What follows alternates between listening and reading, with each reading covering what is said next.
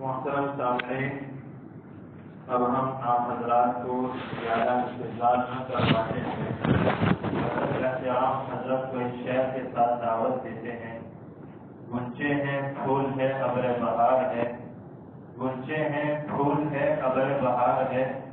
سب جمع ہو چکے ہیں آپ کا انتظار ہے۔ حضرت سے معتبانہ گزارش کرتے ہیں کہ حضرت تشریف لائیں اور اپنے ایک کے منصوبات میں ہم تمام کو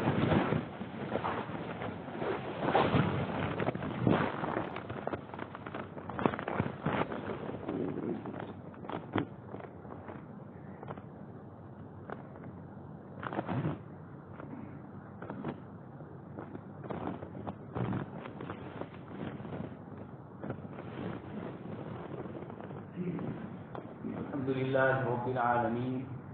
والصلاة والسلام علی سید المرسلین وعلی آلہ واصحابہ اجمعین۔ قال اللہ تبارک وتعالی فی الکلام المجید والفرقان الحمید، اعوذ باللہ من الشیطان الرجیم، بسم اللہ الرحمن الرحیم۔ ومن يهاجر في سبيل الله يجد في الأرض مراغما كثيرا وسعا ومن يخرج من بيته مهاجر إلى الله ورسوله، وقال تعالى وإذ يمكر بك الذين كفروا ليثبتوك أو يقتلوك أو يخرجوك ويمكرون ويمكر الله والله خير الماكرين، وقال النبي صلى الله عليه وسلم لا تنقطع الهجرة حتى تنقطع التوبة، وقال النبي صلى الله عليه وسلم المهاجر من هاجر ما نهى الله عنه، صدق الله العظيم وصدق رسوله النبي الكريم، ونحن على ذلك لمن الشاهدين والشاكرين والحمد لله رب العالمين۔ محترم و مکرم حضرات علماء کرام اور ایمان والے بھائیوں، اللہ تبارک تعالیٰ کا شکر اور احسان ہے کہ اس نے جناب نبی اکرم صلی اللہ علیہ وسلم کی سیرت مبارکہ کا جو مبارک سلسلہ آپ کے یہاں شروع فرمایا، اسی سلسلے میں آج کی گفتگو جناب نبی اکرم صلی اللہ علیہ وسلم کی ہجرت کے واقعے سے۔ عربی زبان میں ہجرت کا معنی ہوتا ہے چھوڑ دینا۔ حضرات صحابہ کرام نے بھی اپنا وطن چھوڑا، اپنا مال، اپنی جائیداد، اپنے رشتے دار، اپنے آپسی تعلقات، ان سب چیزوں کو چھوڑا، اس لیے کہا گیا ان کو ہجرت۔ ایک روایت آپ کے سامنے میں نے پڑھی جس میں آپ صلی اللہ علیہ وسلم فرماتے ہیں الہجرت من ہاجر ما نہی اللہ عنہ، ہجرت جس طریقے سے وطن چھوڑنے کا نام، اسی طرح آپ صلی اللہ علیہ وسلم نے فرمایا من ہاجر ما نہی اللہ عنہ، اللہ پاک نے جن چیزوں کو چھوڑنے کا حکم دیا ہے، جتنی چیزوں سے ہمیں روکا ہے، اس سے آپ کی رک جائے، اس کو بھی جناب نبی اکرم صلی اللہ علیہ وسلم نے فرمایا ہجرت۔ من ہاجر ما نہی اللہ عنہ، اللہ پاک کی منع کی ہوئی چیزوں سے آدمی رک جائے۔ صحابہ کرام نے اپنے دین اور ایمان کے لیے ہجرت فرمائی۔ اسی طریقے سے آپ صلی اللہ علیہ وسلم نے فرمایا جو آدمی گناہوں سے اپنے آپ کو بچائے، یہ بھی اس کے حق میں گویا ہجرت ہے۔ اگر کہ پہلی ہجرت جو جان اور مال اور ساری چیزوں کی قربانی کے ساتھ ہوتی ہے، وہاں تک کوئی نہیں پہنچتا، بلکہ خود صحابہ کرام میں بھی اللہ پاک نے فرمایا فرق کرتے ہوئے من قبل الفتح ومن قاتل ومن قبل، من قبل الفتح فتح مکہ سے پہلے جن لوگوں نے ہجرت کی اور اللہ کی راہ میں قربانیاں دی، بعد والے فتح مکہ کے بعد والے درجے کو نہیں پہنچ۔ یہ جناب نبی اکرم صلی اللہ علیہ وسلم نے ہجرت کے متعلق ہمیں حکموں پر، اور آپ صلی اللہ علیہ وسلم اور صحابہ کرام نے بلکہ تمام انبیاء کرام علیہ السلام قرآن کریم میں حضرت ابراہیم علیہ السلام کا قصہ ذکر فرمایا اور اراغب انت عن آلہتی یا ابراہیم لئن لم تنتہی لأرجمنک واہجرنی ملیہ، چھوڑ دیجیے مجھے، واہجرنی والد محترم فرماتے ہیں۔ اور پھر حضرت ابراہیم علیہ السلام نے ہجرت فرمائی، عراق سے نکل کر اللہ پاک نے آپ کو بیت المقدس پہنچایا۔ یہ پورا سفر آپ کا ہجرت کا سفر ہے۔ انبیاء کرام علیہ السلام نے مختلف طریقوں سے ہجرتیں فرمائی۔ حضرت موسیٰ علیہ السلام کی ہجرت اللہ پاک نے 20ویں پارے میں اس کو تفصیل سے ذکر فرمایا۔ وَلَمَّا وَرَدَ مَعَ مَدْيَنَ وَجَدَ عَلَيْهِ أُمَّةً مِّنَ النَّاسِ يَدْعُونَ، کیسے موسیٰ علیہ السلام نکلے ہیں، ان الملأ یأتمرون بک لیقتلوک، مشورے ہو رہے ہیں آپ کو قتل کے، فخرج، آپ نکل جائیے۔ حضرت موسیٰ علیہ السلام نکل گئے اور اللہ تبارک تعالیٰ سے فرماتے ہیں کہ میں آپ کی طرف سے ان خیر، جو کچھ آپ کی طرف سے میرے لیے نازل ہوگا، میں فقیر اور محتاج ہوں۔ اللہ پاک نے حضرت موسیٰ علیہ السلام کی ہجرت کے سفر میں جو آپ نے اللہ پاک سے دعا فرمائی، اللہ پاک نے جو آیت میں نے آپ کے سامنے پڑھی، اللہ پاک نے ارشاد فرمایا وَمَن يُهَاجِرْ فِي سَبِيلِ اللَّهِ يَجِدْ فِي الْأَرْضِ مُرَاغَمًا كَثِيرًا وَسَعًا، جو شخص اللہ کے لیے اپنے وطن کو چھوڑے گا، یجد فی الارض مراغما کثیرا وسعا، اللہ پاک کی طرف سے بہت سارے آرام اور راحت کی چیزیں وہ پائے گا۔ عجیب جملہ ہے، اللہ کے لیے چھوڑو تو اللہ پاک تمہیں اس سے بہتر چیز عطا فرمائے۔ وَآتَيْنَاهُ أَهْلَهُ وَمِثْلَهُم مَّعَهُمْ رَحْمَةً مِّنْ عِندِنَا۔ حضرت ایوب علیہ السلام کا ذکر اللہ پاک فرماتے ہیں اللہ پاک کی طرف سے امتحان ہوا، بیوی بچے مال ساری چیزیں آپ سے ظاہر ہو، رب انی مسنی الضر، آپ فرماتے ہیں مجھے بڑی تکلیف اور پریشانی لاحق ہوئی۔ اللہ تبارک تعالیٰ نے فرمایا ہم نے حضرت ایوب علیہ السلام کی دعا سن لی، وآتیناہ اہلہ، آپ کے گھر والے دوبارہ اللہ پاک نے زندہ کر، ایک بیوی تو آپ کے ساتھ ہی تھی اور دوسرے انتظامات فرمائے، اہلہ وَمِثْلَهُمْ مَعَهُمْ رَحْمَةً مِّنْ عِندِنَا، اللہ پاک کی رحمت سے اور اضافہ ہو۔ اس لیے اللہ تبارک تعالیٰ فرماتے ہیں اس کی قدرت کا نظام دوسرا ہے۔ ظاہر میں آپ کا وطن، آپ کی جائیداد، آپ کا مال، آپ کے رشتے دار، آپ کے سارے تعلقات ختم ہو رہے ہیں، آدمی پریشان ہے، لیکن اللہ پاک نے فرمایا فَلَمَّا اعْتَزَلَهُمْ وَمَا يَعْبُدُونَ مِن دُونِ اللَّهِ، جب حضرت ابراہیم علیہ السلام نے ہجرت کر کے اپنے والد کو چھوڑا، اپنی قوم کو چھوڑا، اپنے رشتے داروں کو سب کو چھوڑا، وَهَبْنَا لَهُ إِسْحَاقَ وَيَعْقُوبَ، اللہ پاک فرماتے ہیں ہم نے ان کو اسحاق کی عطا فرمائے اور اسحاق کے بعد پوتے کے طور پر حضرت یعقوب علیہ السلام بھی دی۔ یہ خوشخبری سنائی کہ آپ کی پہلی نسل بھی دین پر ہوگی، نبوت پر ہوگی، اور آنے والی اس کے بعد والی جو نسل ہے اللہ تبارک تعالیٰ جب ابراہیم علیہ السلام نے سب کو چھوڑا تو اللہ پاک نے خوشخبری سنائی ابراہیم اولاد ہی سے نہیں نوازیں گے، اولاد کی اولاد سے بھی نوازیں گے۔ یعقوب ناقلا، نسل کے طور پر، ہماری گجراتی زبان میں پوتے کو یاد بولتے ہیں، اس طریقے سے قرآن نے فرمایا ناقلا، حضرت اسحاق علیہ السلام کے ساتھ یعقوب بھی عطا ہوں گے اور وہ بھی نبی ہوں گے۔ یہ قرآن کریم کی آیات نے بتلایا یجد فی الارض مراغما کثیرا وسعا، صاف فرمایا اشارت کی اللہ پاک عطا فرمایا۔ صحابہ کرام کی زندگی ومن الناس من یبتغی، ایک ساری جانے ہجرت کرتے ہوئے راستے میں مشرکین ملے، تاکہ یہ سارا مال تو تم نے مکہ میں جمع کیا ہے اور اب مکہ سے یہ مال لے کر کہاں جا رہے ہیں؟ مدینہ ہجرت کرنے کے لیے جا رہے ہیں۔ سہیب رومی رضی اللہ عنہ کہا کہ نہیں جانے دیں۔ حضرت سہیب رضی اللہ عنہ نے فرمایا سب کچھ مال لے لو لیکن مدینے کی راہ مجھے میرے لیے چھوڑ دو۔ اللہ پاک نے آیت نازل فرمائی کہ اللہ کی رضامندی کے لیے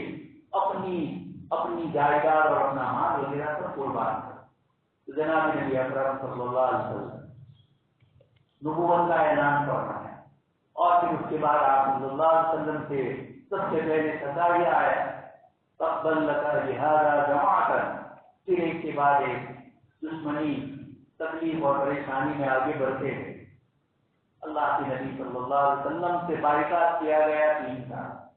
شوق ابی طالب چھوٹی سی گھاٹی ہے اور وہاں سفرا مارکی کی طرف جو ہم پہلے تھی وہ جاتے ہیں، جنت المعلا کی طرف راستے میں یہ جگہ آتی ہے صوب ابی طالب، اب تو آباد ہو گئی، اس وقت ایک چھوٹی سی گاڑی تھی پہاڑ، اور وہاں صلی اللہ علیہ وسلم اور آپ کے ساتھی 3 سال تک مسلسل تکلیف اور پریشانی میں مبتلا رہے۔ یہ ساری تکلیف آپ نے برداشت کی 3 سال تک، 1-2 دن نہیں، مسلسل 3 سال۔ اور دوسرے قافلے والوں کو بھی یہ کہا تھا کہ اگر یہ آئے مال لینے کے لیے تو جو قیمت ہے اس سے زیادہ قیمت میں ان کو بیچ دیں۔ اتنی ظلم اور زیادتی کی حدیں پار کر چکے تھے۔ اللہ پاک نے آپ صلی اللہ علیہ وسلم اور صحابہ کرام کو 3 سال کی یہ مدت رہی اور اس میں یہ سب حضرات برداشت کرتے رہے۔ اس کے بعد آپ صلی اللہ علیہ وسلم کے چچا اور آپ کی اہلیہ محترمہ حضرت خدیجہ الکبریٰ رضی اللہ تعالیٰ عنہا کا انتقال ہوتا ہے۔ بڑا غم اور پریشانی کا تھا، اور پھر آپ طائف کی طرف تشریف لے گئے، وہاں سے بھی آپ کے ساتھ درس شروع کی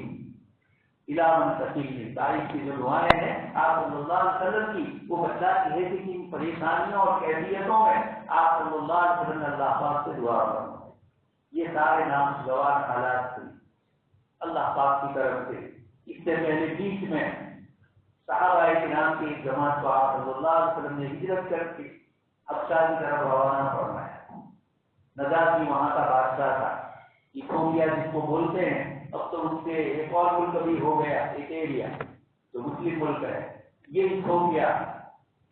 سعودی کے بالکل بائیں جانب ہے۔ یہاں سے ہجرت کر کے یہ حضرات تھا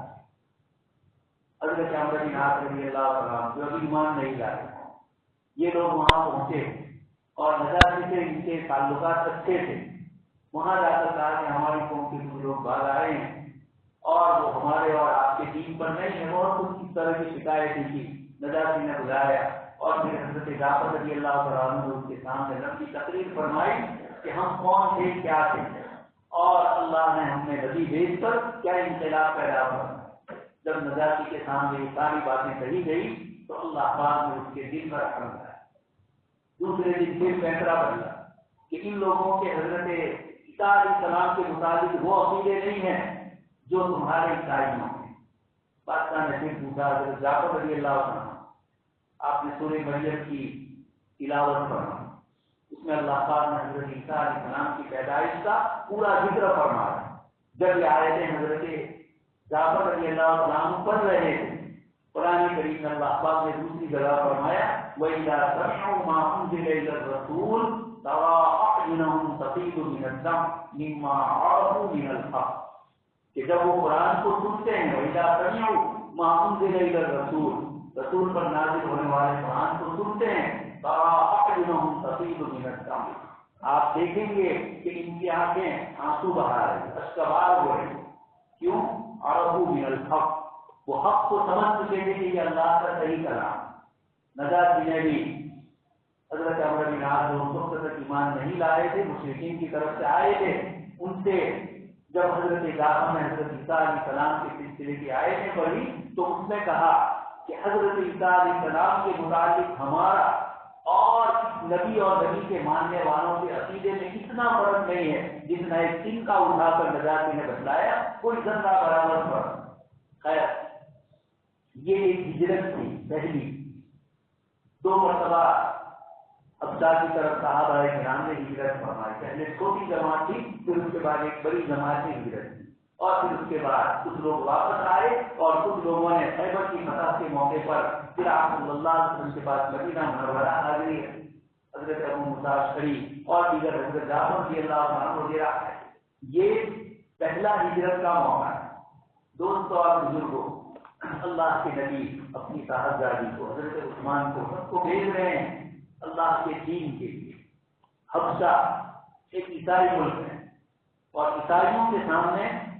جناب نبی اکرم صلی اللہ علیہ وسلم کی صداقت بتلا دی اور وہ اشارے کرنے ہیں جو حضرت عیسیٰ علیہ السلام کر کے گئے تھے کہ میں تمہارے درمیان اللہ کا رسول ہوں، وہ مصدقا لما بین یدی من التوراۃ، اور آگے فرمایا کہ میں من بعد اسمہ احمد مبشرا برسول یأتی من بعد اسمہ احمد۔ اللہ پاک نے اس پہلے سفر میں عیسائیوں کے سامنے اس بائبل کی اور انجیل کی ان آیتوں کی طرف اشارہ کر کے بتلا دیا کہ یہ وہی نبی ہے جن کے متعلق تمہاری کتابوں میں بشارت، اور خود اللہ کے نبی صلی اللہ علیہ وسلم نے فرمایا میں اپنے والد حضرت ابراہیم علیہ السلام کی دعا، حضرت عیسیٰ علیہ السلام کی بشارت اور میری والدہ کی خواب کی تعبیر ہوں. یعنی یہ تینوں موقع ہیں جہاں اللہ تبارک تعالیٰ نے آپ صلی اللہ علیہ وسلم کے لیے اشارے فرمائے. حضرت ابراہیم علیہ السلام بیت اللہ تعمیر فرمائے اور دعا کر رہے ہیں. آپ کو احساس ہو گیا کہ اتنی لمبی مدت تک بیت اللہ ویران پڑا ہے، اب اس کی دیواروں پر عمارت کھڑی کی جا رہی پرانے کھنڈر پر. وہی یرمو ابراہیم القواعد، نیچے کے جو پائے ہیں اس پر عمارت کھڑی کروائی جا رہی ہے. تو یقیناً اللہ پاک کوئی قوم بھیجنے والا ہے اور اس میں کوئی نبی بھیجنے والا ہے. اس لیے ربنا وابعث فیہم رسولا کے ذریعے دعا کرنا. آپ صلی اللہ علیہ وسلم فرماتے ہیں اسی دعا کا میں حضرت ابراہیم علیہ السلام کی یہ جو دعائیں ہیں اللہ پاک نے مجھے اس کی بنیاد پر یہاں مکہ مکرمہ میں بھیجا اور نبی بنا کر بھیجا. حضرت عیسیٰ علیہ السلام کی بشارت اور آپ کی والدہ کی خواب جو آپ کی پیدائش سے پہلے وہ دیکھ رہے. خیر یہ پہلی ہجرت ہے جس میں اللہ تبارک تعالیٰ نے ایک دوسری قوم کے پاس پہنچا کر جو تعلقات مکہ والوں کے ان سے اور اس کی بنیاد پر وہ مسلمانوں کو پریشان کر سکتے تھے. ملکی اعتبار سے بیچ کا یہ جو سمندر کی ایک پٹی ہے، گجراتی میں اس کو راتوں سمندر بولتے ہیں، بحر احمر. یہ جو پٹی ہے نیچے بحر عرب ہے اور اوپر سیدھا کی طرف جاتے ہوئے اوپر تک جو پٹی ہے اس کو کہا جاتا ہے بحر احمر. اسی بحر احمر میں ایک کنارے پر ایتھوپیا ہے اور ایک کنارے پر سعودی عربیہ ہے، بیچ میں پٹی ہے. اللہ پاک نے سب سے یہ قریبی ملک اور وہ ایک عیسائی مذہب، دوسرا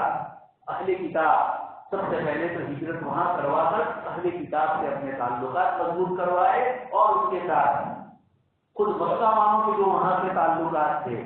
اور وہ اس کی بنیاد پر مسلمانوں کو تکلیف دے سکتے تھے. اللہ پاک نے اس کی رکاوٹ کے لیے یہ انتظام کرنا ہے. اس کے بعد مدینہ منورہ کی جو ہجرت آپ صلی اللہ علیہ وسلم مکہ مکرمہ میں اور حضرت ابو طالب اور حضرت خدیجہ کبریٰ رضی اللہ تعالیٰ عنہ کا انتقال ہوتا ہے. عام الغم، اس کو غم والا سال کہا جاتا ہے اللہ پاک کی طرف سے. اس غم کے بعد حضور کے لیے نئی نئی راہیں کھل گئی. اسی میں سب سے پہلے یہ ہوا انسانوں نے آپ کی بات نہیں سنی، نہ مکہ والوں نے سنی نہ طائف والوں نے سنی، بلکہ طائف سے واپس آتے ہوئے اب آپ اکیلے مکہ نہیں آ سکتے. آپ مکہ سے ہجرت کر کے طائف تشریف لے گئے. اب دوبارہ مکہ آنے کے لیے ضروری تھا کہ مکہ کا کوئی سردار آپ کو اپنی پناہ ملے. چنانچہ حضرت زبیر بن مطعم کے والد مطعم بن عدی، یہ حضور کے رشتے میں ستازاد بھائی ہوتے ہیں، چوتھی مستقبل حضور کے اور ان کے دادا ایک ہے. یہ آئے اپنے بچوں کو لے کر اور انہوں نے مکہ والوں سے کہا کہ میں محمد صلی اللہ علیہ وسلم کو پناہ دوں. اپنی زندگی کے 50 سال جس شہر میں پیدا ہوئے، جس شہر کے سردار آپ کے دادا عبد المطلب، اسی شہر میں واپس آنا ہے طائف سے اور آپ کو اجازت لینی پڑتی ہے، پناہ لینی پڑتی ہے. ایسے ناخوشگوار حالات. اللہ تبارک تعالیٰ نے ایک کے موقع پر دو بڑے معجزے آپ صلی اللہ علیہ وسلم سے ظاہر فرمائے. ایک تو یہ فرمایا کہ آپ وہاں سے آ رہے تھے، بطن نخلا میں ایک جگہ پر آپ نے قیام فرمایا اور وہاں جنات کی ایک جماعت نے آ کر قرآن سنا. اس لیے کہ اوپر کا دروازہ جنات کے لیے بند ہو چکا تھا قرآن کے نزول کے بعد. یہ پریشان تھے، ابلیس کے پاس گئے، اس نے کہا سب جگہ تلاش کرو، کوئی نیا واقعہ پیش آیا. یہ جنات کی جماعت بھی اسی کی تحقیق کے لیے یہاں نخلا کے مقام پر آئی اور اللہ کے نبی صلی اللہ علیہ وسلم اپنے ساتھیوں کے ساتھ قرآن کی تلاوت کر رہے. اللہ پاک نے فرمایا وَإِذْ صَرَفْنَا إِلَيْكَ نَفَرًا مِنَ الْجِنِّ يَسْتَمِعُونَ الْقُرْآنَ. جنات کی جماعت آپ کے پاس آئی اور آپ کا قرآن سن رہے. آپ کو اس کو پتہ نہیں تھا. پھر اللہ پاک نے دوسری آیت نازل فرمائی قُلْ أُوحِيَ إِلَيَّ أَنَّهُ اسْتَمَعَ نَفَرٌ مِنَ الْجِنِّ. کیا آپ فرما دیجیے کہ میری طرف وحی نازل کی ہے کہ جنات کی ایک جماعت نے قرآن کو سنا. یہ اللہ پاک نے اعلان فرمایا کہ اگر ہمارے نبی کو انسان نہیں سن رہے ہیں تو ہم جنات دوسری مخلوق کو کھڑا کریں گے اور وہ نبی کے پیغام کو سنیں گے اور وہ کہیں گے یا قومنا عجیب داعی اللہ، اے میری قوم اللہ کی داعی دعوت دینے والا ہے، اللہ کے نبی صلی اللہ علیہ وسلم کی باتوں کو سن لو، تم کامیاب ہو جاؤ۔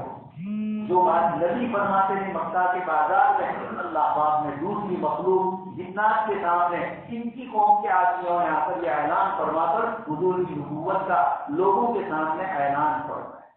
ایک تو یہ اللہ تبارک تعالیٰ کی طرف سے انعام ہوا۔ دوسرا انعام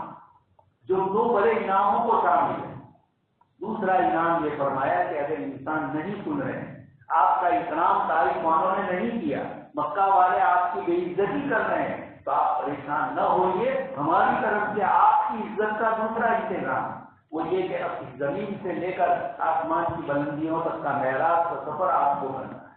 اور اس سفر میں جبرائیل امین جو اوپر کی فرشتوں کی دنیا سے کرتا ہے، عند سدرۃ المنتہی، وہاں جا کر وہ رک گئے، اور پھر اوپر آپ صلی اللہ علیہ وسلم تشریف لے گئے۔ اللہ پاک نے اس کو بڑے محبت بڑے انداز میں فرمایا أَفَتُمَارُونَهُ عَلَى مَا يَرَىٰ وَلَقَدْ رَآهُ نَزْلَةً أُخْرَىٰ عِندَ سِدْرَةِ الْمُنتَهىٰ مَا كَذَبَ الْفُؤَادُ مَا رَأَىٰ۔ قرآن نے بہت محبت بڑے انداز میں فرمایا کہ اللہ اور اس کے نبی ان کے درمیان کیا راز و نیاز کی باتیں ہوئی، یہ اوپر اللہ پاک کی طرف سے بلایا ہے۔ ایک تو یہ اکرام ہوا، جنت اور جہنم آنکھوں سے دیکھی، سارے مناظر مشاہدہ کیا، اپنی آنکھوں سے دیکھا، اللہ پاک نے اور کیا دکھایا ہوگا۔ قرآن نے مجمل فرما دیا أَفَتُمَارُونَهُ عَلَىٰ مَا يَرَىٰ، جو کچھ دکھلایا کیا تم اس میں شک کرتے ہو؟ اللہ پاک نے خود فرمایا سبحان الذی اسری بعبدہ لیلا من المسجد الحرام الى المسجد الاقصى الذی بارکنا حولہ، آگے فرمایا لنریہ من آیاتنا، تاکہ ہم دکھلائیں ہماری بڑی بڑی نشان، وہ نشانیاں اللہ کے نبی صلی اللہ علیہ وسلم کو اوپر بلا کر اکرام فرمایا۔ اور واپسی میں اکرام جب اوپر گئے تب بھی ہوا، ہر آسمان پر جو نبی تھے اکرام کے لیے احترام کے لیے وہ کھڑے تھے،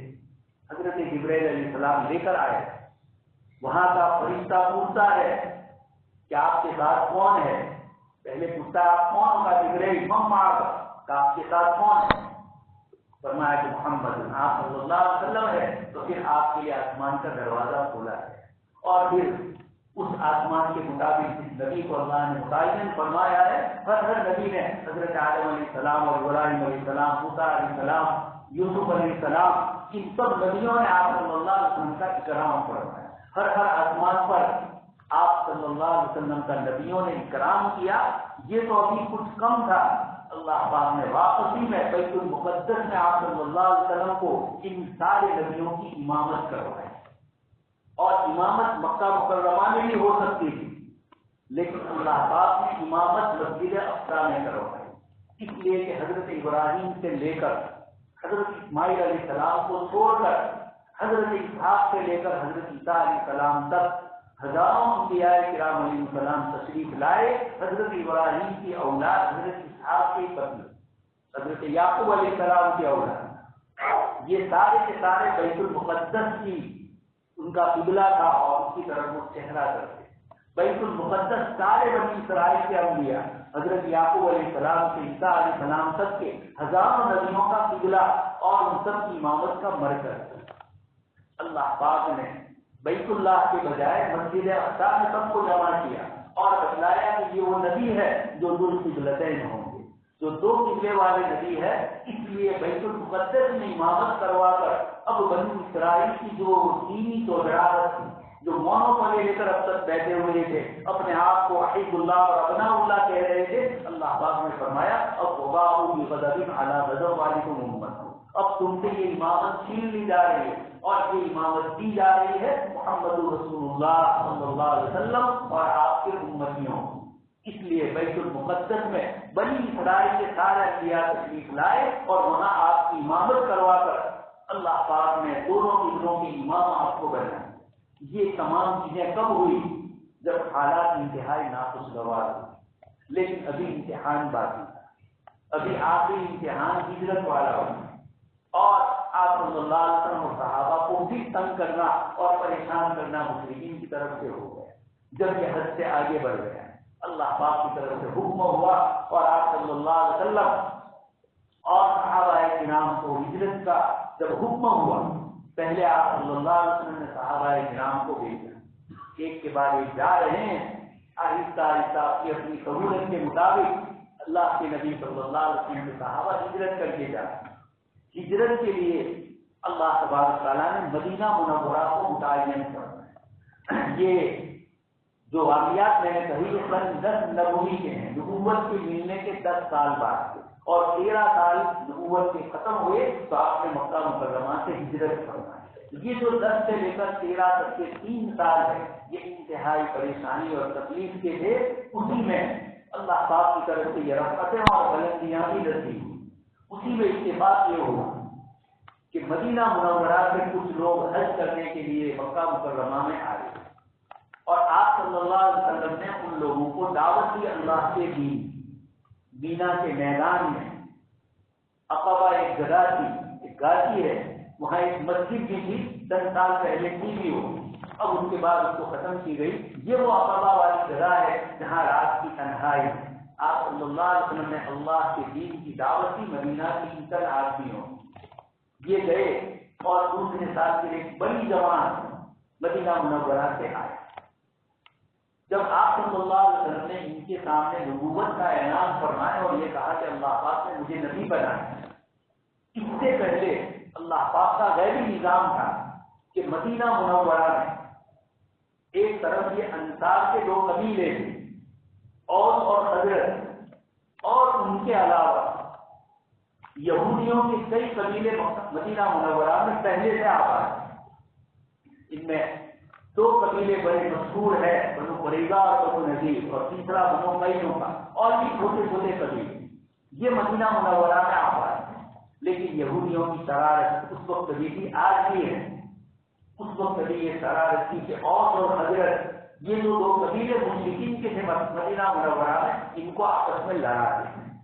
قرآن کریم نے اس کو بہت تفصیل سے ذکر فرمایا، وَاذْكُرُوا إِذْ أَنْتُمْ أَعْدَاءٌ فَأَلَّفَ بَيْنَ قُلُوبِكُمْ، جب تم آپس میں دشمن تھے اللہ پاک نے تم سب کو جوڑ دیا، وَأَصْبَحْتُمْ بِنِعْمَتِهِ إِخْوَانًا، اور تم اللہ کی مدد سے، اللہ کی رحمت سے بھائی بھائی ہو گئے۔ یہ آیت بتلاتی ہے کہ مسلمانوں کا آپس میں اتحاد یہ اللہ پاک کی رحمت ہوتی ہے، اور مسلمانوں کا آپس میں متصل ہو اختلاف میں پڑ جانا یہ اللہ پاک کی ناراضگی کا سبب ہوتا ہے۔ جب رحمت ہوتی ہے اللہ پاک دلوں کو جوڑ دیتے ہیں۔ فَبِمَا رَحْمَةٍ مِّنَ اللَّهِ لِنتَ لَهُمْ، اللہ پاک نے اپنے حبیب صلی اللہ علیہ وسلم کو فرمایا کہ اللہ کی رحمت تھی کہ آپ کے مزاج کو، آپ کی طبیعت کو، آپ کے اخلاق کو ہم نے بہت اعلیٰ درجے کے بنایا۔ إِنَّكَ لَعَلَىٰ خُلُقٍ عَظِيمٍ، اخلاق کے اعلیٰ معیار پر آپ صلی اللہ علیہ وسلم کو اللہ پاک نے رکھا، یہ اللہ پاک کا فضل تھا۔ اللہ پاک خود فرماتے ہیں وَلَوْ كُنتَ فَظًّا غَلِيظَ الْقَلْبِ لَانفَضُّوا مِنْ حَوْلِكَ، یہ آیت مجھے اور آپ کو بتلاتی ہے کہ اللہ کے دین کے لیے آدمی نرم ہوگا، اچھے اخلاق سے پیش آئے گا لوگوں کے ساتھ تو لوگ اس کی طرف مائل ہوں گے۔ اللہ کی نبی کی برکت کی بتلائی کہ فَبِمَا رَحْمَةٍ مِّنَ اللَّهِ، انسان کا اچھے مزاج والا ہونا، خوش مزاج ہونا یہ اللہ کی رحمت ہوتی ہے، اور اگر آدمی خود مزاج ہو، سخت مزاج ہونا یہ اللہ پاک کی طرف سے اس کی بنیاد پر اس کو ذاتی نقصان بھی ہوتا ہے، مالی اعتبار سے، رشتے داروں میں، اور دینی اعتبار سے بھی نقصان ہوتا ہے۔ اس لیے حدیث شریف میں فرمایا کہ رزق اور نرمی کسی چیز میں نہیں آتی ہے الا زانہ، مگر اس کو اچھا کرتی ہے۔ اللہ پاک نے آپ صلی اللہ علیہ وسلم کو وہی نرمی عطا فرمائی۔ اس بنیاد پر اللہ کے نبی صلی اللہ علیہ وسلم شریف کی صحابہ جمع ہوئی تو خیر بتلانا یہ کہ مدینہ منورہ سے یہ جو اوس اور خزرج کے قبیلے تھے، جب کبھی یہودیوں سے ان کی لڑائی ہوئی تو یہودی ان کو یہ کہتے کہ ایک آخری نبی تشریف لانے والا، اور وہ جب آئیں گے تو ان کے ساتھ مل کر مدینہ منورہ پر ہم قبضہ کریں گے اور تمہارے پر ہم حکومت کریں گے۔ وَكَانُوا مِن قَبْلُ يَسْتَفْتِحُونَ عَلَى الَّذِينَ كَفَرُوا، قرآن کریم اللہ پاک نے فرمایا اس طریقے سے یہود کے ذریعے خود مدینہ کے مشرک جو قبیلے تھے اوس اور خزرج ان کو یہ پتا چلا کہ کوئی نبی آنے والا ہے۔ دوسری بات یہ تھی کہ مدینہ منورہ میں اوس اور خزرج یہ 2 قبیلے آپس میں برسوں سے لڑ رہے تھے، کتابوں میں آتا ہے 100 سال تک لڑائی چلی، تو اتفاق یہ ہوا کہ دونوں قبیلوں کے بڑے سردار مارے تھے، اور اب عبداللہ ابن ابی جیسا ایک سردار باقی رہا تھا جس کو پھر امیر بنا رہے تھے، اور اللہ پاک نے اپنے حبیب صلی اللہ علیہ وسلم کو بھیجا۔ تو یہ مکہ والے، مدینہ والے، اوس اور خزرج، ان کو اتنا معلوم تھا کہ کوئی آخری نبی تشریف لانے کا۔ جب عقبہ میں اس گاڑی میں آپ صلی اللہ علیہ وسلم نے ان انصار کو، یہ جو قبیلے تھے، ان لوگوں کو اسلام کی دعوت دی، تو ان میں آپس میں فوراً یہ بات ہوئی کہ شاید یہ وہی نبی ہے جن کے مطابق مدینہ کے یہودی ہمیں بار بار تانا دیتے ہیں۔ اللہ پاک نے یہ چیز ان کے دل میں ڈالی اور یہی ایمان کا سبب بن گیا، اور اب یہ حضرات ایمان قبول کر کے آپ کو دعوت دے کر پھر مدینہ منورہ واپس گئے۔ حضرت عباس آپ کے چچا ہے، انہوں نے آپ صلی اللہ علیہ وسلم سے ایمان نہیں لائے تھے، لیکن یہ جو مدینہ والوں سے بات چیت ہو رہی تھی، معاہدہ ہو رہا تھا مدینہ جانے کا، حضرت عباس نے جملہ فرمایا تھا کہ تم جانتے ہو تم اللہ کے نبی صلی اللہ علیہ وسلم کو مدینہ منورہ لے جاؤ گے تو سارا عرب تمہارا دشمن ہو جائے گا، اس لیے کہ مکہ کے مشرکین بیت اللہ کی مجاور ہے، سجادہ نشین ہے وہاں کے، اور پورے جزیرۃ العرب میں اللہ پاک نے ابرہا کے لشکر کو جو شکست دی، اس کی وجہ سے مکہ والوں کی عظمت اور ان کی بڑائی لوگوں میں بڑھ گئی۔ اسی لیے قرآن نے فرمایا لِإِيلَافِ قُرَيْشٍ إِيلَافِهِمْ رِحْلَةَ الشِّتَاءِ وَجَعَلَهُمْ كَعَصْفٍ مَّأْكُولٍ لِإِيلَافِ قُرَيْشٍ، کہ ہم نے ابرہا کے لشکر کو چورے چورا کر دیا، لِإِيلَافِ قُرَيْشٍ، قریش کو اسلام سے مانوس کرنے کے لیے۔ تو یہ قریش سے تمہیں مقابلہ کرنا ہے، لیکن انسان نے کہا کچھ بھی ہو جائے ہم اللہ کے نبی کی حفاظت کریں گے، اپنے اعتبار سے جتنا ہو سکے گا ہم آپ صلی اللہ علیہ وسلم کی حفاظت کا وعدہ کرتے ہیں۔ اور پھر اس کے بعد آپ صلی اللہ علیہ وسلم نے صحابہ کو بھیجا، ایک ایک کر کے لوگ ہجرت کے لیے جائیں۔ اخیر میں جناب نبی اکرم صلی اللہ علیہ وسلم کے پاس حضرت ابوبکر صدیق آئے، انہوں نے کہا مجھے نہیں جانا، آپ نے فرمایا کہ ٹھہر جائیے۔ تو یہ اشارہ تھا کہ اللہ پاک کی طرف سے جب اجازت ہوگی تو میں اور تم دونوں ساتھ ہیں۔ حضرت ابوبکر صدیق رضی اللہ عنہ سمجھ گئے اشارے، تو آپ نے 2 اچھی اٹھنیاں تیار کر کے رکھی کہ جب بھی اچانک مدینہ جانا، مکہ مکرمہ کے مدینہ منورہ 400 سے اوپر کلومیٹر کا فاصلہ ہے، نزدیک نہیں ہے، یہاں سے بمبئی کا آگے تک کا اتنا دور کا فاصلہ ہے۔ تو اللہ کے نبی صلی اللہ علیہ وسلم سے حضرت ابوبکر صدیق نے اشارے پا لیے اور تیاری شروع کر دی۔ ادھر آپ صلی اللہ علیہ وسلم کو اللہ پاک کی طرف سے حکم ہوا، دوستوں اور بزرگوں، کسی قوم کی تربیت اور پرورش کیسے ہوگی اور قوم کو کسی چیز کو اپنے دماغ میں کیسے رکھنا ہوتا ہے، یہ اللہ پاک کی طرف سے واقعے میں بہت ساری مثالیں بتلائی گئی۔ آپ صلی اللہ علیہ وسلم اللہ پاک کی طرف سے ہجرت کا حکم ہوا، جس وقت حکم ہوا آپ اس وقت حضرت ابوبکر صدیق کے گھر نہیں گئے، دوپہر کے ایسے وقت میں، حدیث شریف میں ہے کہ ایسے وقت گئے جب کہ سارا مکہ خاموش، 1 بجے 1:30 بجے گرمی کے موقع پر جب آدمی باہر نکلے تو لوگ نہیں ہوتے۔ اللہ کے نبی صلی اللہ علیہ وسلم اپنے گھر سے حضرت ابوبکر صدیق کے گھر میں اس وقت نہیں، اور حدیث شریف میں ہے آپ نے اپنے سر پر رومال ڈال دیا۔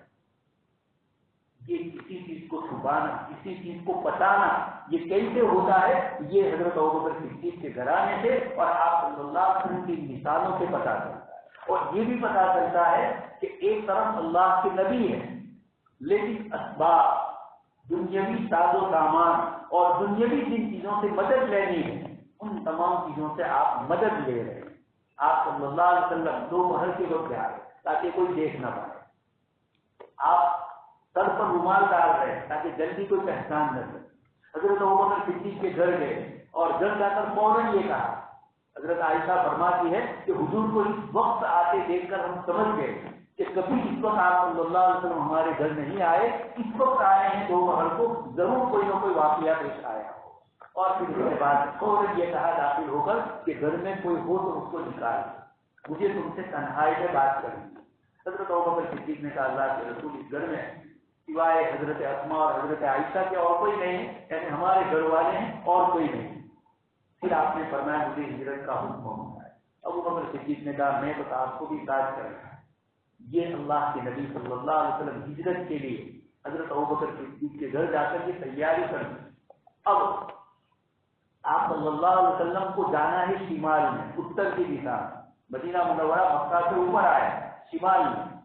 اور غار ثور جو ہے وہ جنوب میں ہے، دستے میں، تو جانا ہے شمال میں، اور آپ نکل کر جا رہے ہیں جنوب کی طرف۔ حالانکہ مدینہ صحابہ کرام کی ایک بڑی جماعت جا چکی تھی، مکہ کے مشرکین کو معلوم تھا کہ یہ جائیں گے تو کہاں جائیں گے، مدینہ منورہ ہی جائیں گے، لیکن حضور نے رخ فرمایا سیدھا مدینہ کی طرف نہیں بلکہ پچھلی سمت غار ثور کی طرف، اور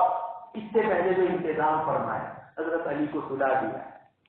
جو کچھ امانتیں تھی مکہ والوں کی وہ دینی تھی۔ ایک شیخ علی طنطاوی مصر کے بہت بڑے ادیب اور عالم ہے، وہ یہ فرماتے ہیں کہ آپ صلی اللہ علیہ وسلم کی سیرت میں ایک واقعہ ایسا ہے کہ دنیا کی تاریخ میں اس کا کوئی عجوبہ، اس کا کوئی نمونہ نہیں۔ وہ یہ ہے کہ آپ کے دشمن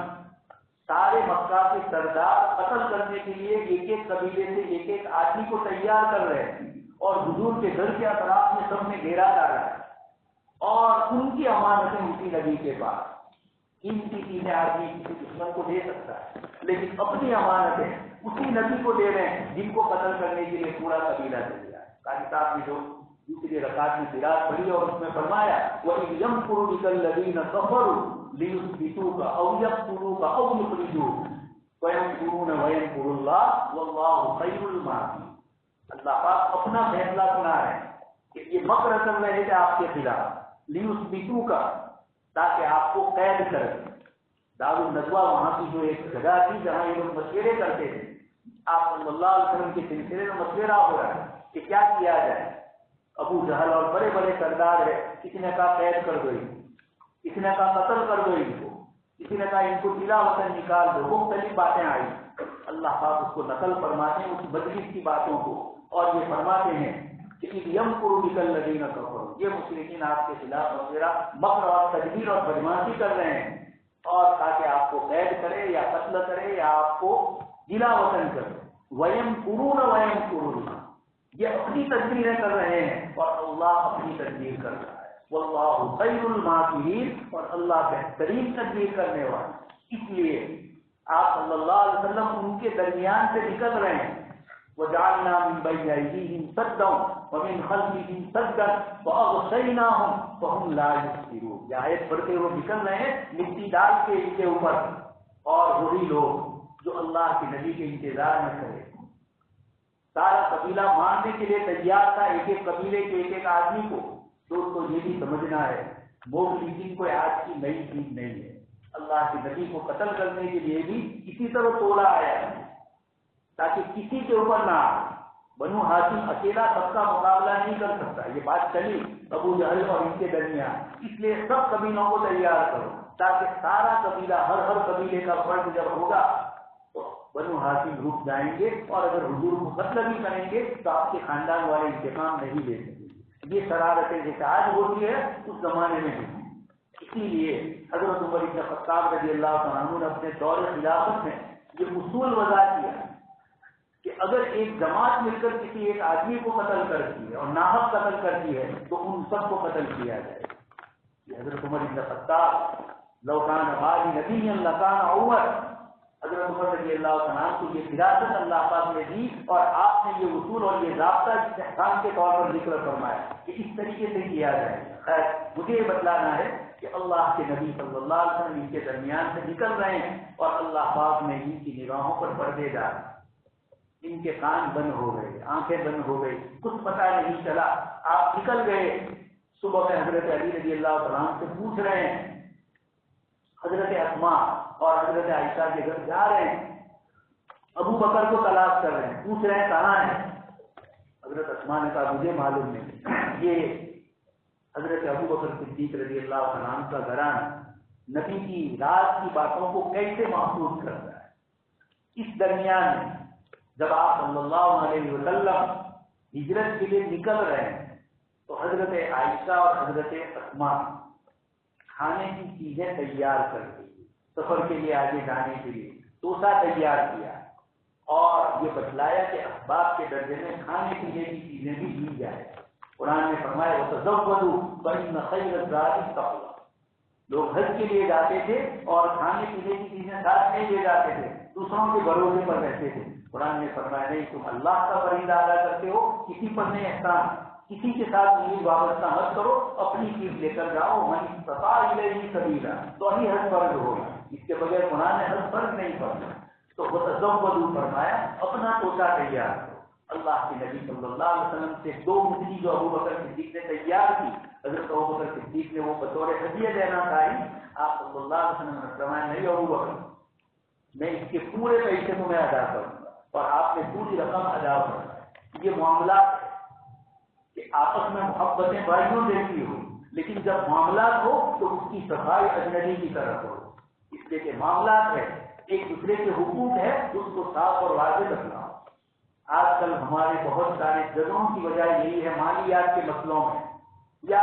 پرانے ہمارے باپ دادا کھیت کے اندر بیچارے لکھ کے نہیں گئے، آپس میں محبتیں تھی، تعلقات تھے، اس بھائی کا کھیت وہ استعمال کرتا تھا، اس کا وہ کرتا تھا، اس کے نام پر فلانا کھیت، اور اب بعد میں فوٹوں میں پر فوٹوں میں وہ جھگڑے شروع ہوئے، تو کہہ رہا ہے میرے باپ کا نام ہے، ان کو پتا نہیں ہے کہ ان لوگوں نے کتنی محبتوں سے مسئلے حل کیے، اس لیے وہ ایسے ہی رہ گئے۔ یہ نقصان تھا کہ قرآن نے فرمایا کہ صاف معاملے ہو جائیں، واضح ہو جائے، وہ واضح نہیں ہوئے، اس کے نتیجے میں بعد میں ہمارے درمیان جھگڑا ہے۔ قرآن نے فرمایا وَلْيَكْتُبْ بَيْنَكُمْ كَاتِبٌ بِالْعَدْلِ، جب بھی کوئی معاملہ کرو لکھ دو اس کو، اور کتابت کرنے والا انصاف سے لکھ دے۔ یہ وکیل کو، نوکری کو، سب کو قرآن کہہ رہا ہے کہ کس کس کی میں کیا چیز ہے، تاکہ کہیں سے بھی جھوٹ، شرارت اور بدنامیاں نہ آ جائے۔ یہ قرآن نے بالکل صاف واضح کرنا۔ آپ صلی اللہ علیہ وسلم نے ابو بکر صدیق کو پورے پیسے ادا کیے۔ بچے مدینہ منورہ میں جو مکان تھا جس کو مسجد بنانے کی قبا والی، اس کے لیے بھی حضور نے پیسے ادا کیے۔ اسی لیے علماء فرماتے ہیں سب سے پہلا وقف جو آپ صلی اللہ علیہ وسلم نے کیا وہ قبا کی مسجد ہے، وہاں سے وقف ہمارے یہاں شروع ہوا ہے۔ تو یہ بتلانا ہے اللہ کے نبی صلی اللہ علیہ وسلم جا رہے ہیں، غار ثور میں پہنچے، وہاں 3 دن قیام کرنا ہے، 3 دن تک باہر نہیں نکلے۔ یہ بتلانے کے لیے کہ شروع میں جب آدمی چلا جاتا ہے تو لوگ تلاش کرنے کے لیے ادھر ادھر ہر جگہ پہ دوڑتے ہیں، ایک جوش ہوتا ہے، 2-3 دن کے بعد وہ ٹھنڈا پڑ جاتا ہے۔ آپ صلی اللہ علیہ وسلم نے دیکھا کہ لمبا سفر مدینہ ہے اور ان کے پاس سواریاں ہیں مکہ والوں کے پاس، وہ کسی طرح ہمیں پکڑ سکتے ہیں، تو 3 دن تک آپ صلی اللہ علیہ وسلم غار ثور میں رہے۔ اب یہاں امتحان ہوا، یہاں کا بھی انتظام اسباب کے درجے میں سب کچھ ہوا۔ حضرت ابوبکر صدیق کے صاحب زادے حضرت عبداللہ یہ دن بھر مکہ مکرمہ میں رہے اور کیا باتیں ہوتی ہیں ان سب کو سنتے ہیں، اور رات کو غار ثور میں جا کر سارا دن بھر کا جو واقعہ آیا ہے اللہ کے نبی صلی اللہ علیہ وسلم حضرت ابوبکر کو بتلا دیا۔ آپ کے بکریاں چرانے والے غلام تھے، بادشاہ آزاد ہوئے، عامر ابن فہیرہ، یہ شام کو بکریاں چراتے غار ثور کے پاس آ گئے اور رات کو حضور اور ابوبکر صدیق کو دودھ پلا دیا۔ یہ ذرا سمجھنا ہے، یہ دودھ یہاں پلا کے جبکہ گھر سے سامان سوچے کا آیا لیکن ابھی مدینہ کا لمبا سفر کرنا ہے، یہ حضور ہمیں ترتیب بتلا دے کہ زندگی کا مینجمنٹ ہونا چاہیے۔ پیسے آئے تو استعمال کر لو، کھیت بیچا ہے تو بنگلہ لے لو، دکان لے لو، یہ کر لو وہ کر لو، کوئی مینجمنٹ نہیں مسلمان کے پاس۔ یہ اللہ کے نبی صلی اللہ علیہ وسلم نے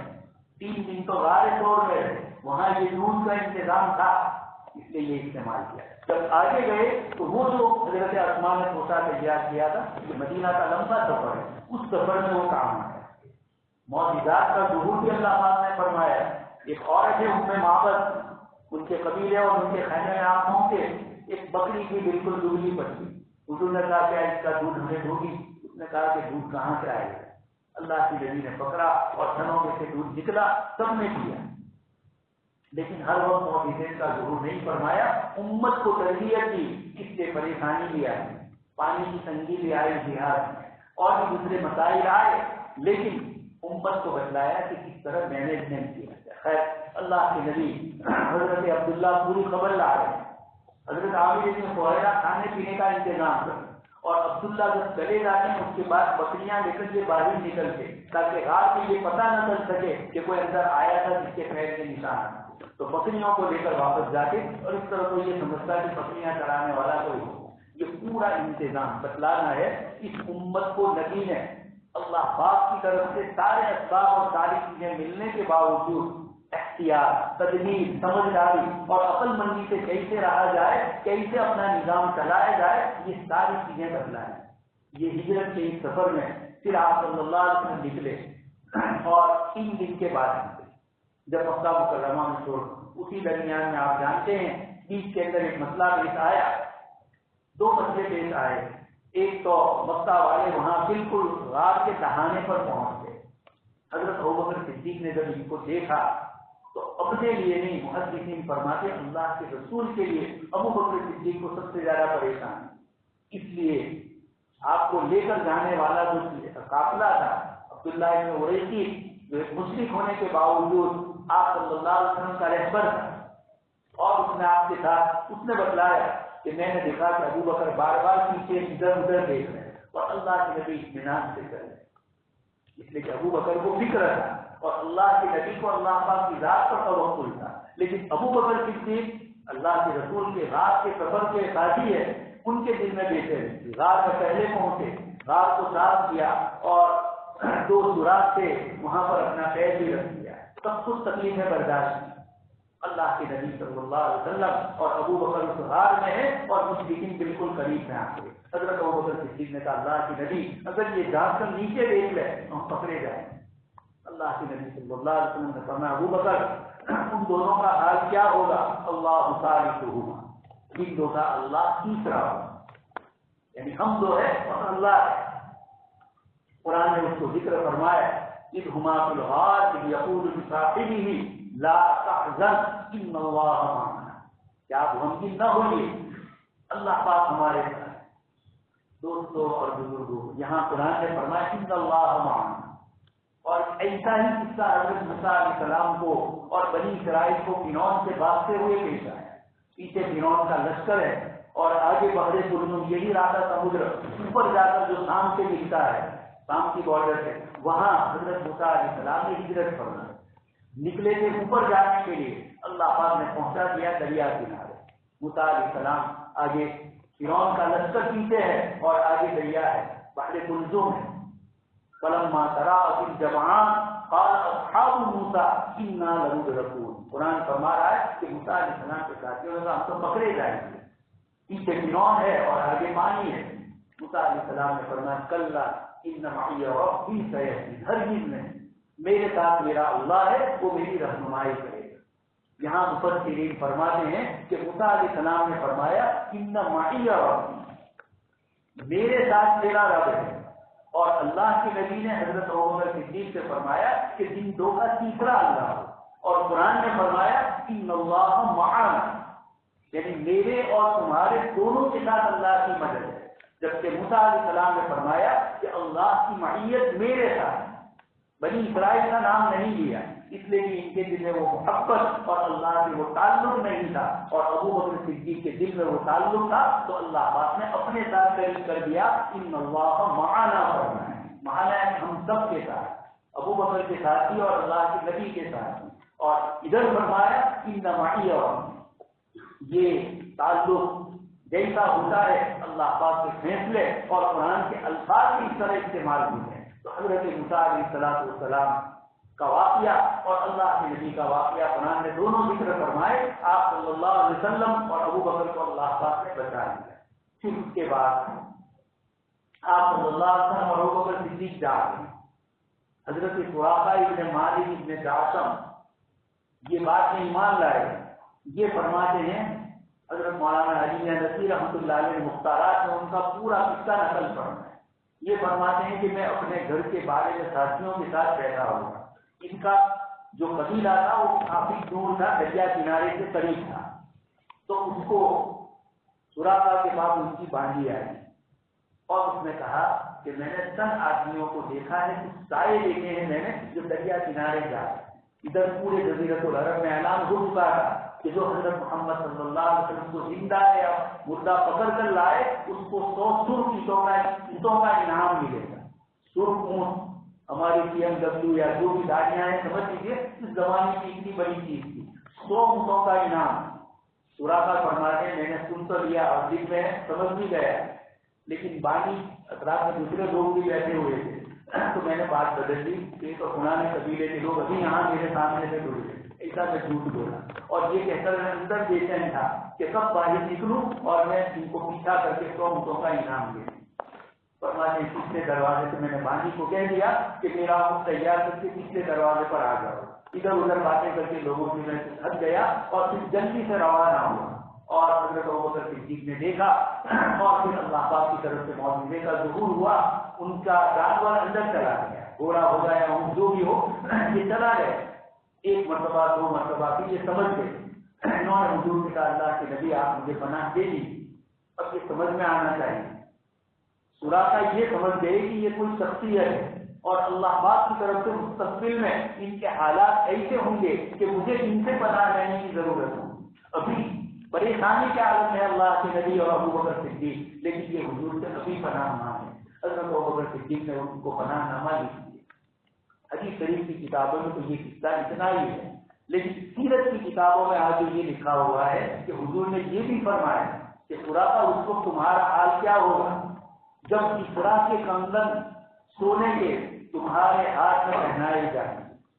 اسرا یعنی دنیا کی اس وقت کی سپر پاور دو طاقتیں جو ہے اس طرح اس زمانے میں روم اور ایران کی امپائر تھے, دونوں سپر پاور طاقتیں. ذرا سوراخا نے پوچھا کسرا ایران والا, کہاں کسرا ایران والا, تو تعجب ہو رہا تھا. لیکن حضرت عمر بن خطاب رضی اللہ عنہ کے زمانے میں یہ بیمار ہوئے, زندگی کے آخری گھڑیاں ہیں, بستر مرگ پر ہے. لوگ کہنے کہ اب جائیں گے کب جائیں گے, سوراخا نے کہا جب تک اسرا کے کنگن میرے ہاتھ میں نہیں ہوں گے وہاں تک میری موت نہیں آئے گی. میرے استاد کو مصدوق صلی اللہ علیہ وسلم نے فرمایا ہے اور پھر اللہ پاک کی طرف سے یہ ہوا. اسرا کا کنگن آیا, حضرت عمر نے اپنے ہاتھ سے پہنایا. یہ سیرت کی کتابوں میں یہ قصہ لکھا ہوا ہے. خیر اللہ کے نبی صلی اللہ علیہ وسلم کا یہ ایک معجزہ نہیں ہے. آپ جانتے ہیں خندق کا موقع ہے, لوگوں نے پیٹ پر پتھر باندھے. حضرت جابر فرماتے ہیں کہ میں نے حضور کو دیکھا پورا بدن آپ کا مٹی سے آلود ہو چکا ہے اور پیٹ پر پتھر بجا ہوا ہے. پھر گھر جا کر بکری کا گوشت وغیرہ پکوایا اور پھر حضور کے معجزے کا وہاں ظہور. ایسے ناخوشگوار حالات میں خندق کھودی جا رہی ہے, دشمن کے مقابلے کے لیے جا نہیں سکتے. ایسی مدینہ کی پوزیشن حضرت عبداللہ ابن مسعود فرماتے ہیں جیسے سخت سردی میں بکری چھتر رہی ہو, ہم لوگ بڑے پریشان تھے. اللہ پاک نے خود فرمایا کہ جاؤکم من فوقکم ومن اسفل منکم وإذ زاغت الأبصار وبلغت القلوب الحناجر. کلیجے منہ پہ لگے اور صحابہ پریشان تھے. زلزلوا زلزالا شدیدا, قرآن خود فرمایا. ایسے موقع پر ایک جگہ پر صحابہ نے کدال ماری اور وہ نہیں ٹوٹ رہی تھی ہوتی.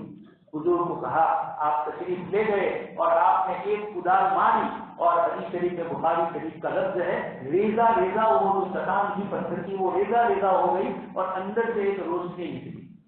حضور نے فرمایا میری امت فلاں کو فتح کرے گی, فلاں کو فتح کرے گی. دوست اور بزرگوں کو صحابہ ہیں, وہ اسرا اور یسرا ہو, جس حال میں بھی ہو, ان کو اللہ کے نبی کی بات پر بھروسہ ہے. کسی ایک صحابی کے دل میں یہ خیال نہیں آیا کہ ابھی تو مدینہ منورہ کی حفاظت کا ٹھکانا نہیں ہے اور آپ دنیا کی سپر پاور طاقت دوسرا جو شام کا شہر آیا اور دوسرے محلہ,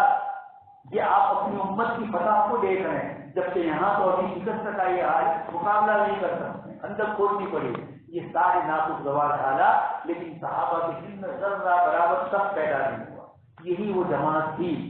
کہ جو اللہ پاک کی طرف سے منتخب پسندیدہ ہے. اس لیے اللہ تبارک تعالیٰ نے ان حضرات نے صحابہ کرام نے یہ قربانیاں دی اللہ کے دین کے لیے. پھر یہ حضرات کی ہجرت کر کے جو گئے مکہ مکرمہ سے ہر ایک کے اوپر حالات آئے, لیکن اللہ پاک نے فرمایا مراغمن کثیرا وسعا. صحابہ کرام حضرت خباب اس کا نقل فرماتے ہیں کہ کیا کیا تکلیفیں پریشانیاں آئی اور پھر اس کے بعد کیسی خوشگواریاں آئی, یہ سب نقل کرتے ہیں. قرآن نے فرمایا یزید فی الارض مراغمن کثیرا, مکہ میں جو مال و دولت تھا سب اللہ کے لیے دے دیا اور ایسا کیا کہ قرآن نے خود فرمایا للفقراء المہاجرین الذین اخرجوا من دیارہم۔ اسی بنیاد پر حضرت امام ابو حنیفہ رحمۃ اللہ علیہ فرماتے ہیں کہ جو مکہ میں تھا وہ ان میں سے کسی کا اب نہیں رہا۔ اس لیے آپ تاریخ میں کہیں یہ نہیں پڑھیں گے کہ جو حضرات مکہ مکرمہ سے ہجرت کر کے مدینہ گئے، جب واپس آئے مکہ فتح ہوا، انہوں نے مانگا ہو کہ یہ مکان ہمارا دے دیجیے، یہ ہماری زمین دے دیجیے، کسی سے نہیں مانگا، اس لیے یہ سب اللہ کے لیے دے چکے ہیں۔ یہ عجیب بات ہے، کسی صحابی نے کسی سے نہیں مانگا، حتیٰ کہ حضرت اسامہ پوچھ رہے ہیں آپ صلی اللہ علیہ وسلم سے کہ اللہ کے نبی آپ کا قیام کہاں ہوگا، یعنی آپ مکہ میں کہاں پڑاؤ ڈالیں گے جب عمرہ کے لیے گئے، مکہ فتح ہوا مستقبل اور حجۃ الوداع کے موقع پر، تو آپ نے فرمایا عقیل نے ہمارے لیے گھر چھوڑا ہے۔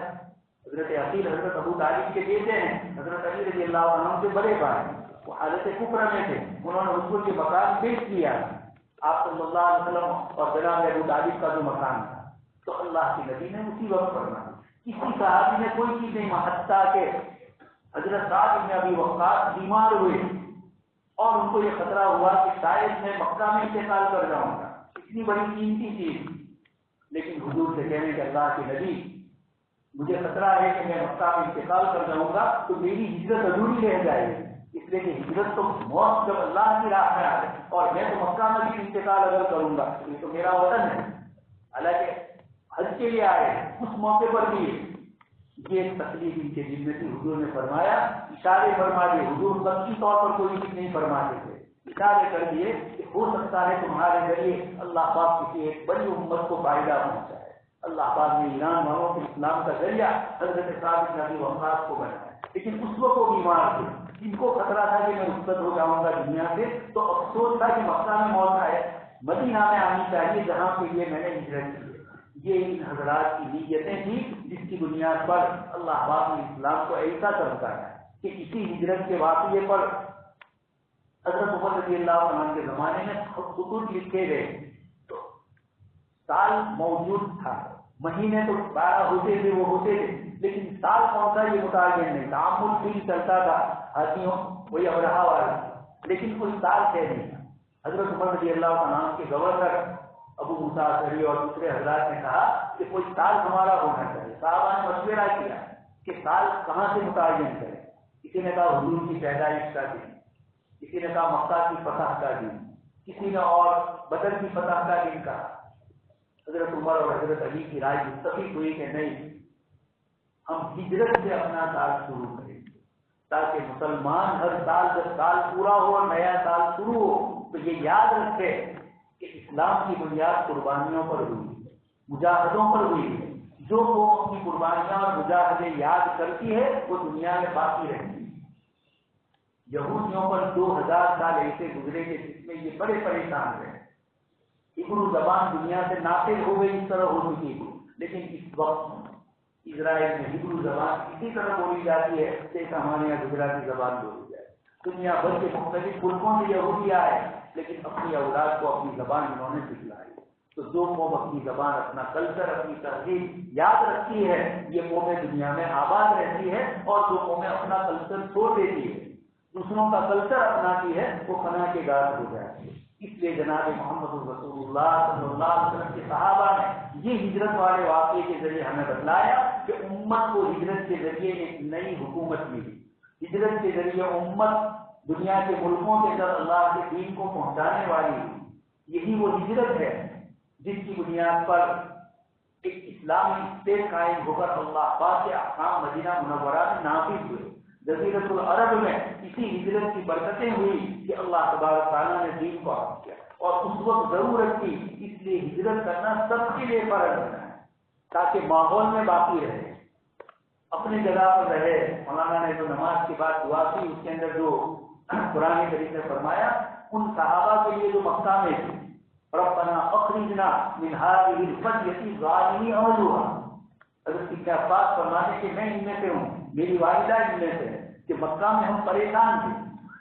ہم باہر نکل نہیں سکتے تھے، لمبا سفر، چھوٹے بچے تھے، والدہ عورت تھی، ہجرت نہیں کر سکتی تھی، جو ہجرت نہیں کر پا رہے تھے، لیکن مکہ میں ان کو ستایا ہے، یعنی نوجوانوں کو پکڑ کر ان کے گھر والوں نے گھر میں قید کر دیا۔ ربنا، یہ حضور نے دعا فرمائی اللہم انجی ولی، کہ ولی کی ضروریات کو اللہ پاک آپ نجات عطا فرمائے۔ یہ ان قربانیوں کے بعد اللہ تبارک تعالیٰ نے یہ دین چمکایا ہے، اس لیے یہ ہجرت کا واقعہ ہم سب کو سبق دیتا ہے کہ دین کے لیے جانی مالی قربانی دینی ہوگی، اپنے گناہوں کو چھوڑنا ہوگا۔ دعوت و تبلیغ میں بھی اس قسم کی ہجرت ہی ہوگی۔ حضرت قاری محمد طیب صاحب رحمۃ اللہ علیہ فرماتے ہیں کہ آدمی اکیلا کوئی بات کہنے جاتا ہے تو لوگ نہیں سنتے، دو چار آدمی مل کر بات کرتے ہیں تو سنی جاتی ہے۔ دعوت و تبلیغ میں بھی ایک جماعت نکل کر دعوت دیتی ہے، اکیلے ایک آدمی نہیں دیتا۔ پھر آگے ایک اور چیز ایک دوسرے صاحب نے فرمائی کہ آدمی اپنے وطن میں، اپنے گاؤں میں سب جانتے ہیں کہ فجر میں آتا ہے، عشاء میں آتا ہے، اور وہی آدمی کھڑے ہو کر لوگوں کو نماز کی دعوت دے گا تو لوگ کہیں گے تیرا تو ٹھکانا نہیں تو ہمیں کیا کہے گا۔ لیکن یہی آدمی اپنا وطن چھوڑ کر دوسری جگہ جائے گا، ماحول تبدیل ہو جائے گا، اس ماحول میں جب جائے گا تو وہاں کوئی اس کو پہچان کر لے، تب اس کو جنید بغدادی سمجھ رہے ہیں، 24 گھنٹے مسجد میں ہے، اللہ اللہ کر رہا ہے، تو لوگ یہ سمجھیں گے کہ یہ بڑا عابد اور ظاہر، وہاں کسی کو بھی دین کی دعوت دینا اس کے لیے آسان ہو، لیکن اپنے گاؤں میں دعوت دینا مشکل۔ ہمارے طلبا باہر دوسرے دیہاتوں میں جماعت میں جاتے ہیں اور اپنے کمرے سے گزرتے ہوئے ساتھی کو نہیں اٹھاتے ہیں۔ میں نے کہا وہاں تک جا رہے اور یہاں شادی کے ساتھی کو اس لیے یہاں ڈر لگ رہا ہے، اور وہاں تو یہ اللہ پاک نے مولانا وحید الدین خان صاحب ماسٹر آف سائنس سے وہ کہنے کی ایک عجیب ماحول ہے، مولانا الیاس رحمۃ اللہ علیہ نے کھڑا کیا لوگوں کو اور ایک جگہ سے دوسری جگہ بھیجا۔ یہ ایک قسم کی ہجرت ہے، اپنے گھر میں نماز نہیں پڑھ سکتا، اب جب نکلا ہی ہے 24 گھنٹے مسجد میں ہے، اللہ اور اللہ کے رسول و صحابہ کی قربانیوں کو سن رہا ہے تو ماحول تبدیل ہو جاتا ہے۔ تو یہ بھی ایک قسم کی ہجرت ہے۔ اللہ تبارک تعالیٰ نے ہمارے زمانے میں یہ جو دعوت و تبلیغ کا ایک سلسلہ جاری فرمایا، دوستوں اور بزرگوں، اس کے ذریعے بھی ہم اپنی اصلاح کریں، اپنی اصلاح ہر ایک کے لیے حضرت مولانا الیاس فرماتے ہیں کہ اصلاحی کی نیت سے جایا جائے، دوسروں کی اصلاح کی نیت سے نہ جائے۔ اللہ پاک مجھے اور آپ کو جناب نبی اکرم صلی اللہ علیہ وسلم اور صحابہ کی ان قربانیوں کی بنیاد پر اللہ پاک ہمیں بھی اس دین کے اوپر مضبوطی سے قائم رکھیں اور ہمیں بھی دین کے لیے قربانی دینے کا جذبہ اللہ پاک عنایت فرمائے۔ آمین وآخر دعوانا الحمدللہ۔ اللهم صل على سيدنا نبينا وشفيعنا ومولانا محمد كلما ذكره الذاكرون وكلما غفل عن ذكره الغافلون۔ مولا کریم ہم سب کے گناہوں کو معاف فرما۔ رب رحیم، آپ کے گھر میں بیٹھ کر آپ کے حبیب پاک صلی اللہ علیہ وسلم کی قربانیاں، صحابہ کرام کے اثار اور قربانی کیے جذبات، اور اے مولا کریم تیرے دین کے لیے ان حضرات نے جو کچھ کیا، بس عبداللہ ابن مسعود نے فرمایا اختارهم اللہ من صحبت نبی، آپ کو آپ کے نبی نے صحابہ کرام کو چن لیا، اللہ پاک کی طرف سے ان کا انتخاب ہوا۔ مولا کریم ہمیں بھی دین کے لیے قبول فرما، اے رب کریم صحابہ کرام کے نقش قدم پر چلنے کی ہمیں توفیق نصیب فرما، اے رب کریم آقا مدنی صلی اللہ علیہ وسلم محبت میں نصیب فرما۔ مولا لوگوں کی زبان پر حضور کے خلاف بدگوئیاں شروع ہوئی، شیخ یونس رحمۃ اللہ علیہ فرماتے تھے ہم نے جب اللہ کی نبی کی ناقدری کی، ان کی سنتوں کی ناقدری کی، تو اللہ پاک نے یہ پورے دن دکھلائے کہ دشمنوں نے آقا مدنی صلی اللہ علیہ وسلم کی ذات اقدس پر رب کریم یہ ہمارا قصور ہے، ہم نے اپنے آقا کو لوگوں کو سمجھایا نہیں، خود نہیں سمجھا ہے کہ رب کریم آپ نے اپنے نام کے ساتھ اپنے حبیب کا نام دیا، آپ نے ان کے نام کو اذان کے آوازوں میں پوری کائنات کے اندر ذرے ذرے پر آپ نے اپنے نام کے ساتھ اذان میں اپنے نبی کے نام کو سر بلند کرنا۔ مولا اسی نبی کے صدقے میں ہمارے گناہوں کو معاف فرما دیجیے، ہمیں دین کی طرف متوجہ فرما دیجیے، آنے والے حالات کے ہم برداشت کے قابل نہیں ہیں، مولا ہم سے وہ حالات کو دور فرما، اور اگر آ جائے آپ کی طرف سے مقدر ہے تو اے رب کریم ہمیں صبر و استقامت کی توفیق نصیب فرما، مولا کریم ہم سب کے گناہوں کو معاف فرما دیجیے، اے رب رحیم آپ کے جن جن بندوں نے یہ انتظامات فرمائے اور جو لوگ آپ کے دین کے لیے سننے کے لیے بیٹھے، مولا کریم ان سب کی بخشش اور مغفرت فرما۔ اے رب کریم یہ ایسی مجلسیں ہیں کہ آپ کے حبیب نے فرمایا لا یشقى جلیسہم، یہ لوگ ایسے ہیں کہ ان کے پاس بیٹھنے والا بھی محروم نہیں ہوتا۔ مولا اس کے ذکر اور یاد الہی کی مجلسوں میں آپ ہمیں بار بار آنے کی توفیق نصیب فرما، زندگی میں عملی طور پر آپ صلی اللہ علیہ وسلم کی سنتیں ہمارے اندر آ جائے، ہمارے گھروں کا ماحول دینی بن جائے، ہم مادیت کے مقابلے میں روحانیت کے زیادہ پونجنے والے بن جائے۔ اے مولا کریم ہمارے دلوں میں آقا مدنی صلی اللہ علیہ وسلم محبت ڈال دیجیے، مولا اس مجلس کو قبول فرما دے اور ہمیں دین پر چلنے والا بنا دے. اللهم انا نسألك من خير ما سألك منه نبيك وحبيبك محمد صلى الله عليه وسلم ونعوذ بك من شر ما استعاذك منه نبيك وحبيبك محمد صلى الله عليه وسلم. أنت المستعان عليك البلاغ لا حول ولا قوة. سبحان ربك رب العزة عما يصفون وسلام على المرسلين والحمد لله.